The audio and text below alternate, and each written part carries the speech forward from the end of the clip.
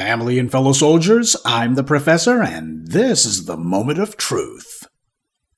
This morning's briefing dovetails off of last night's in that it illustrates why we have to take a harder line on fighting anti-black racism, in this case, fighting for an anti-black hate crime law. And that includes not just thugs on the street who attack us, but also making sure that these thugs with badges also get hit with the law as well. You have right-wing nuts who are banning history books and pushing anti-black propaganda, saying that slavery was beneficial to the black people who suffered under it.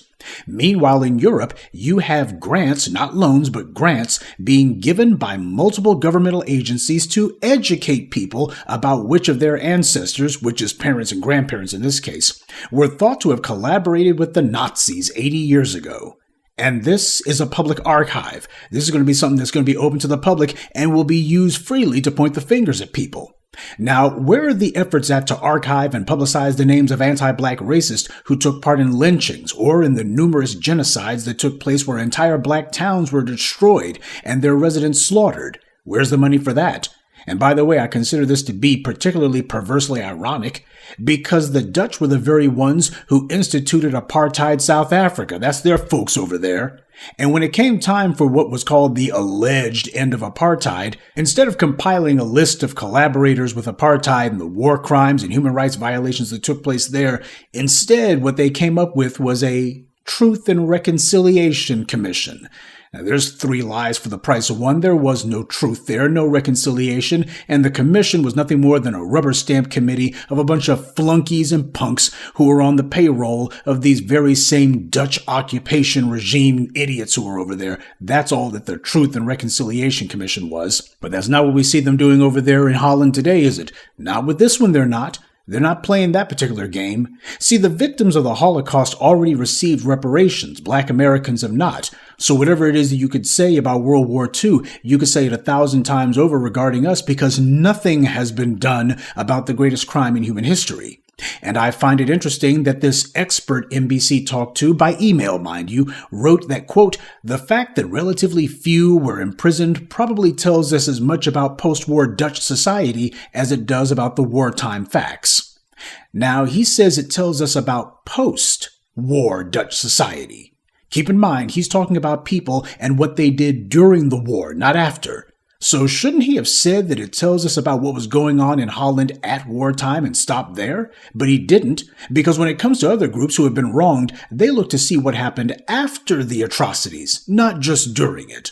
When it comes to reparations, white media and these so-called experts limit the entire conversation only to what happened during the Civil War, or only a few cherry-picked snippets of what was going on during the Jim Crow era South. And the same goes for lynchings and everything else. This country has to constantly rewrite its own history books in order to sanitize and memory hole all the dirt that we keep digging up on them.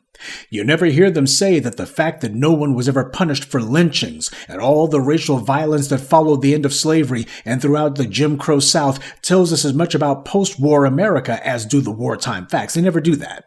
The same goes for the segregation era. Nobody says that the violence that preceded and succeeded the passage of the Civil Rights Act tells us as much about post-segregation America as it does segregation era facts. It's completely compartmentalized, as if it's all just a bunch of separate and unrelated incidents. Certainly not part of a pattern. They treat it as if all that violence was just neatly confined to that particular time period, and once LBJ spouted some insincere gibberish, then presto changeo, all that stuff stopped as if it never happened. And when the Emancipation Proclamation was signed, that ended all slavery, right? Well, except for the chain gangs and targeted mass incarceration that continues all the way to the present. See, the survivors of the Holocaust in Europe made sure to remind people what happened to them, and it's never questioned, it's never disparaged or attacked. And they also use these reminders to promote their own claims for reparations. According to NBC, a group called Claims Conference, a U.S.-based nonprofit that represents Jews in negotiating for compensation and restitution for victims of Nazi persecution and their heirs, they had a survey performed, and they say the survey found that 23% of Dutch millennials and Gen Zers believe the Holocaust is a myth, or the number of Jews killed during World War II had been greatly exaggerated. Now, this is a group based out of the United States, and yet they're conducting polls about young people in Europe. Oh, and for the record, an NBC piece from 4 years ago also talked about how millennials and Gen Zers in the US are apparently not sufficiently aware of how many people died in the Holocaust. Well, that's probably because it happened in Europe and not the US. Most young people in the United States, hell, most citizens in general, are not really that well informed when it comes to what's been going on in the United States in the last 20 or so years. But apparently there's some folks who think that young Americans, or at least the under 45 crowd, should be better informed about what was going on in Europe than they are about what's going on in the United States. But that piece also cited a nationwide survey, and do you know who commissioned that survey? The Conference on Jewish Material Claims Against Germany, or Claims Conference for short. Same guys. Their survey was shocked and saddened about how few Americans believe that 6 million people died in the concentration camps. The main problem they had seemed to be not that millennials and Gen Zers didn't believe the Holocaust happened, or that not enough of them believed it happened, but rather that not enough of them knew to say that the number of people who died in the concentration camps was 6 million. So these guys are very concerned about fighting for mind share in the US, meanwhile over in Europe, where the Holocaust actually happened, and the Nazi collaborators were actually running entire countries, the young people over there are flat out denying that the Holocaust happened. The problem in Holland isn't that if you quiz them on how many people died in the Holocaust, they won't get the number high enough. Instead, in Holland, the young people over there are saying it didn't happen at all. By the way, in that same NBC piece, they were talking about the impact of social media on young people's beliefs when it comes to history, and they actually talked to somebody from Facebook, a spokesperson who said, "We take down any post that celebrates, defends, or attempts to justify the Holocaust. The same goes for any content that mocks Holocaust victims, accuses victims of lying about the atrocities, spews hate, or advocates for violence against Jewish people in any way." That's nice, but my question is, when have they ever done that about the sewer of racism on Facebook that celebrates, defends, and justifies slavery? People who like to go ahead and try to justify the murders of black people, and lie and claim that all of this anti-black racism is nothing more than quote-unquote free speech. When the racists in Florida and elsewhere celebrate and defend slavery as benefiting black people, does Facebook take that trash down? Because these are things that go way beyond merely mocking people. This is advocating for violence against people. And this is more than just that. You got people who are lying about the victims of atrocities, like the black mass murders that took place at the turn of the 20th century. Entire towns of black people wiped out. You got people claiming that this stuff didn't happen or it wasn't as bad as black people said. There is absolutely nothing that this Facebook spokesperson was claiming was being said anti-Semitic on their website that you could not say 10 times over when it comes to black people. They have all kinds of posts that celebrate, defend, and justify the killings of black people, justify slavery. They got everything that mocks black people, accuses black people of lying about the atrocities we've endured, not just in the past, but in the present. They spew hate at us, and they advocate for violence against black people in every way imaginable on Facebook. And nothing is ever done about that. Now, keep in mind, this was from 2020 when this piece was posted, when there were protests in the streets in the U.S., some of the largest in human history. Black Americans were then and still remain the number one victims of hate crimes in America. And yet, at the exact same time when all of that was going on, what was the white media talking about? Stop Asian hate, and as we see here, Holocaust advocates concerned about what Americans think about an incident that happened in Europe. And yet nobody's concerned about public awareness on behalf of black Americans. And why is no one saying anything about people like Ed Blum, who has been leading the charge to demonize black people morning, noon, and night? What needs to happen is people like Claims Conference need to use their voice, which the white media clearly listens to, and to go ahead and call out people like Ed Blum. If this is all about human rights and making sure that the evils of the past don't revisit us, then it's time that certain people start speaking against the individuals who are carrying this mess out right now, today, in public, without any opposition other than from black Americans. Claims Conference is a U.S.-based group. They're the first ones who ought to be speaking on this because what's happening to us is happening right here in the U.S. It has happened in the U.S., and it's always been based out of the U.S. And many of the people who took part in the Black Holocaust in the U.S., many of these people who committed all kinds of human rights violations against black Americans are still alive today.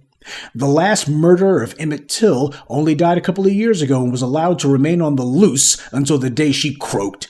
And the government at the state and even federal levels refused to prosecute her. There was an open hands-off policy for this woman who took part in the murder of a child.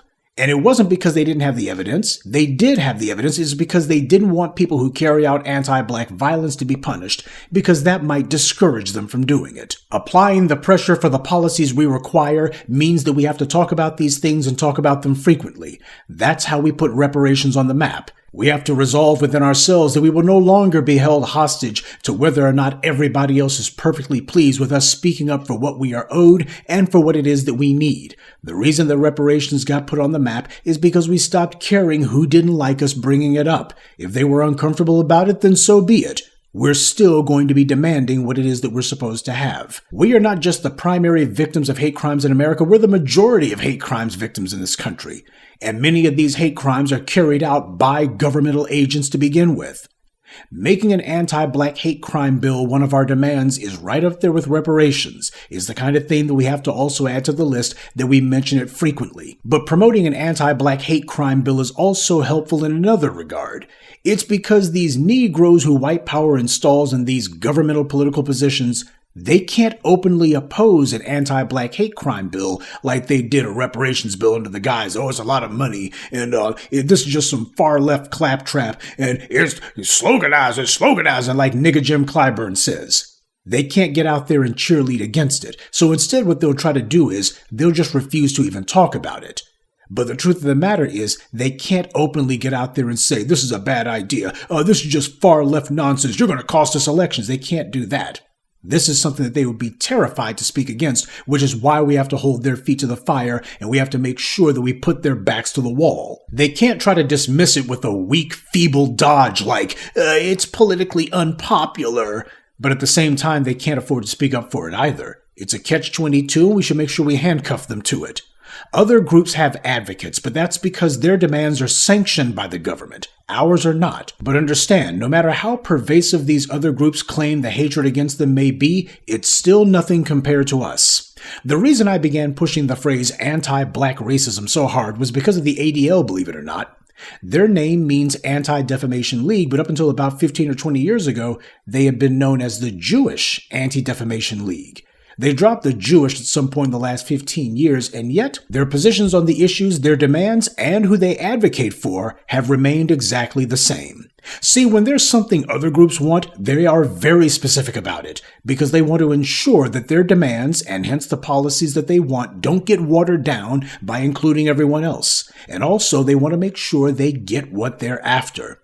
And you know what? I don't really have a problem with that, so long as we get what we're after. And nobody stands in our way.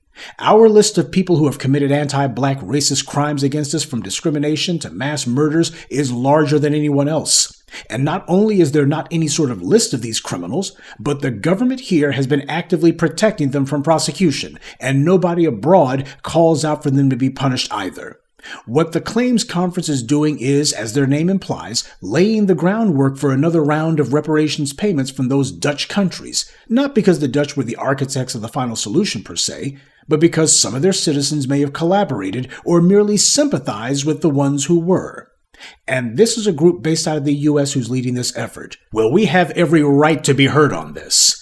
But we're not going to be doing any studies or taking any opinion polls or mounting any surveys for what it is that we're owed. We're not concerned with what anybody else thinks when it comes to the policies we require. The ability to punish those who would harm us is a crucial form of power. And like I've always said, power is far too important to be put up to a vote. Good day, and be one. If you have an opportunity to offer a few kind words or perhaps a little prayer to Sister Jerlene Harris, a friend of the channel, I'm sure that she would appreciate it. And I'd like to take a moment to mention some of our contributors. Tiffany Johnson, Deep Eye 904, William Ross, Mark Anderson, and Ikegas Dorset. Salute to them and thank you to everyone for listening, liking, and sharing this message. Black empowerment only exists because of you.